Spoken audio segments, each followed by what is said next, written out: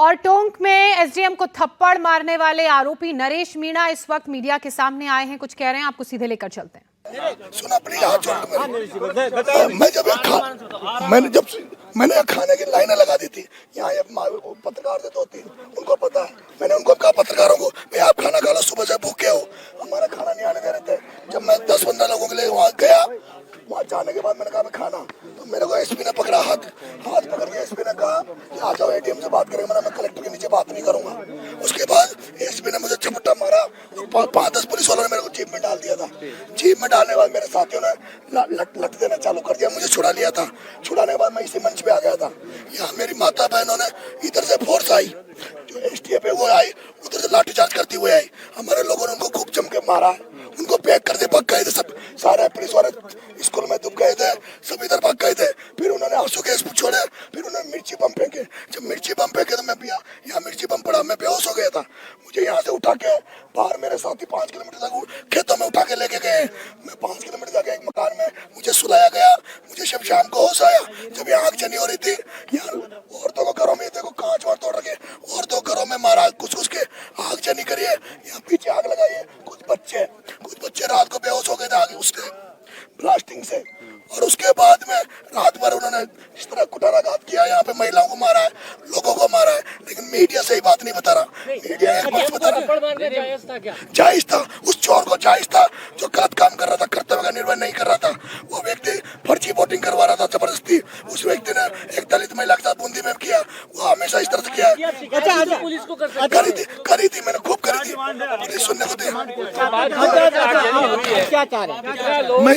मैं यहाँ गिरफ्तारी देने आया हूँ और मैं डिमांड यही करता हूँ कि न्यायिक जांच होनी चाहिए मामले की, और उन जो पुलिस वालों ने जो कार्रवाई की कल, उनके खिलाफ भी कार्रवाई होनी चाहिए। एसपी के खिलाफ कार्रवाई होनी चाहिए, उन सभी पुलिस वालों के खिलाफ कार्रवाई होनी चाहिए जिन्होंने यहाँ पे बर्बरतापूर्ण कार्रवाई की, मकानों को तोड़ दिया, गाड़ियों में आग लगा दी।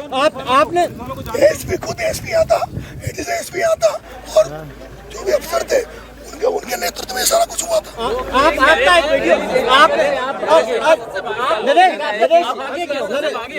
पुलिस वालों का कहना है कि हम लोग नरेश को गिरफ्तार करने आए थे, मगर अचानक से हमला हो गया, जिसकी वजह से सब कुछ हुआ। देखिए, ये मीडिया वाले थे कई लोग, उन्होंने एक भी मीडिया ने नहीं बताया कि हम खाना खाने के लिए पंक्ति लगा दी थी।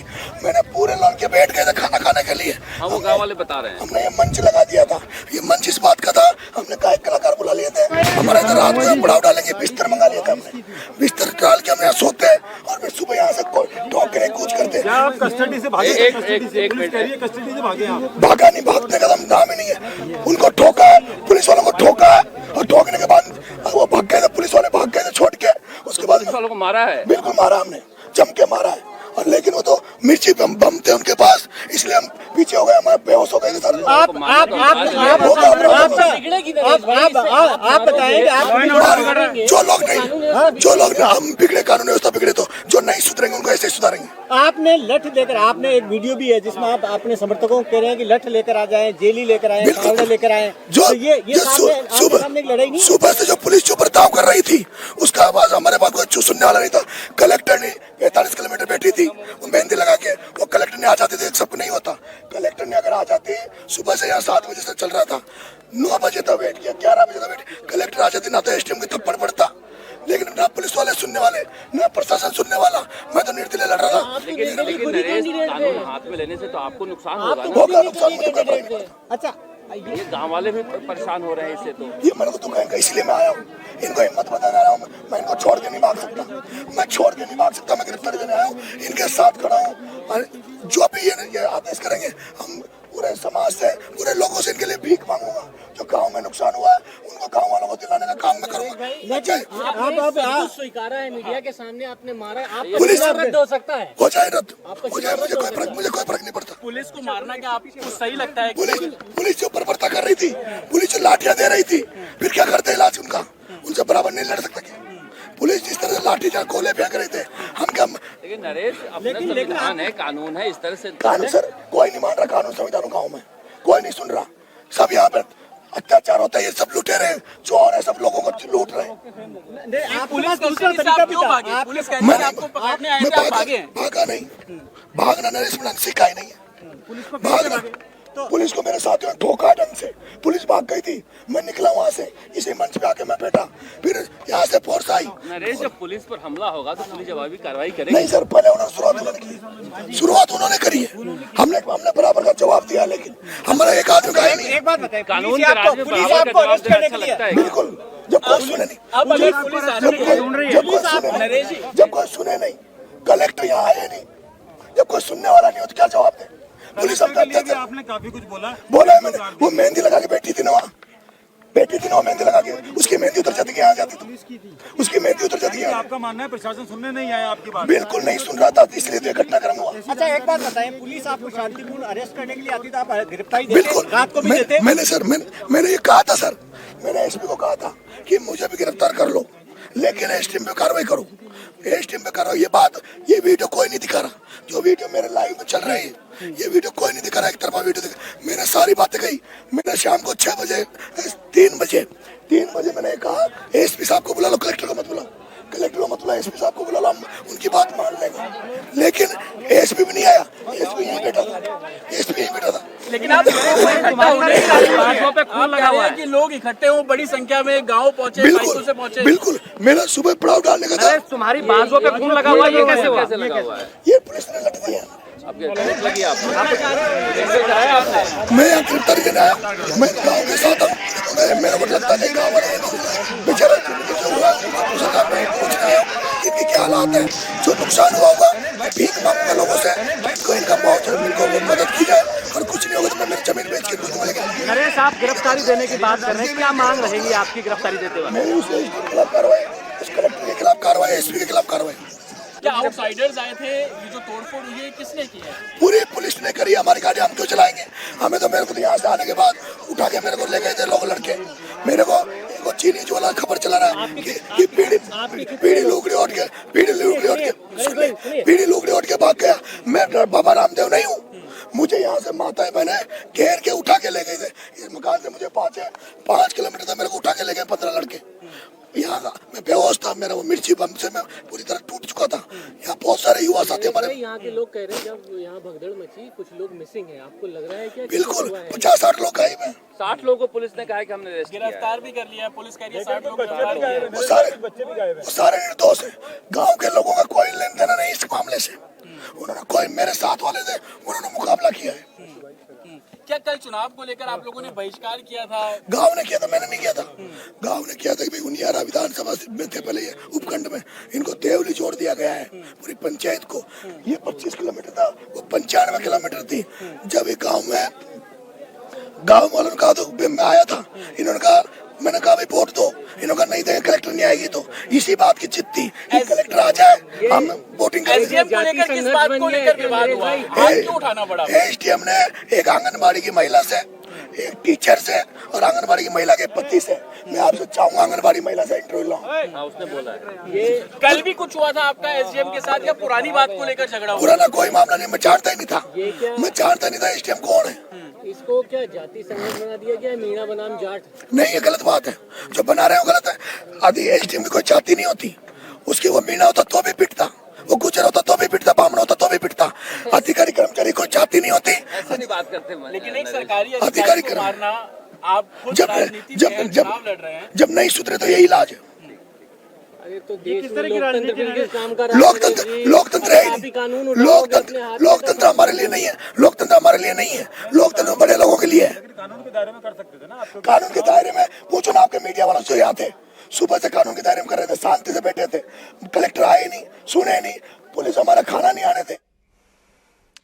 नरेश मीणा को आपने सुना, उन्होंने अपना पक्ष रखा है। मेरे सहयोगी मनीष भट्टाचार्य इस वक्त हमारे साथ जुड़ चुके हैं। मनीष, पुलिस का अलग कहना है, नरेश मीणा का अलग कहना है। नरेश मीणा कह रहे हैं कलेक्टर आए नहीं, एसडीएम फर्जी वोटिंग करा रहे थे, पहले पुलिस ने हम पर हमला किया, उसके बाद हमने जवाबी हमला किया और बराबर हमला किया। अब कौन सच बोल रहा है, क्या पूरा घटनाक्रम हुआ, एक बार आप शुरू से विस्तार से बताइए।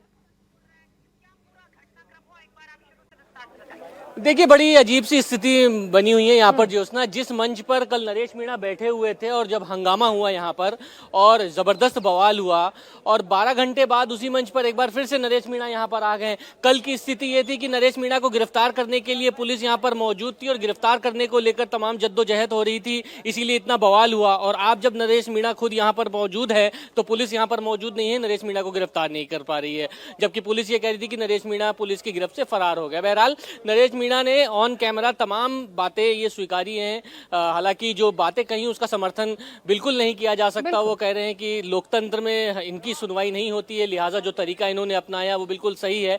लेकिन कमोबेश इस पूरे जगह की हालत जो है वो पूरी तरीके से बिगड़ गई है।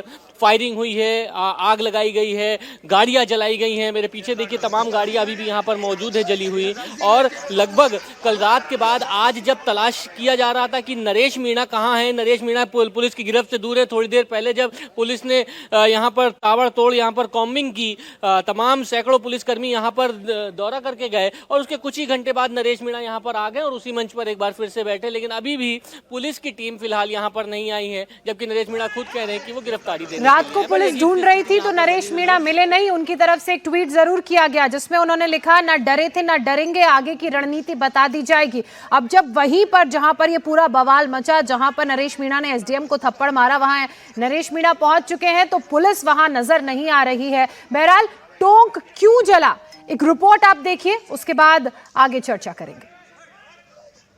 उनियारा के समरावता गांव में जिस वक्त हंगामा हुआ उस वक्त रात को किस तरीके से बवाल मचा और उसको रोकने के लिए किस तरीके से फायरिंग हुई है कितनी बड़ी तादाद में, उसका सबसे बड़ा एग्जांपल इंडिया टीवी आपको दिखा रहा है। मैं जिस जगह मौजूद हूँ, मेरे पीछे आप देखिए, ये वही जगह है जहां पर मतदान हो रहा था। मतदान स्थल के पास यहाँ पर जम के हंगामा हो रहा था। अब आप देखिए रात को जिस वक्त बवाल हो रहा था उस वक्त किस तरीके से फायरिंग हो रही थी। ये देखिए तमाम जितने आंसू गैस के जो गोले छोड़े जाते हैं वो यहाँ पर पड़े हुए हैं।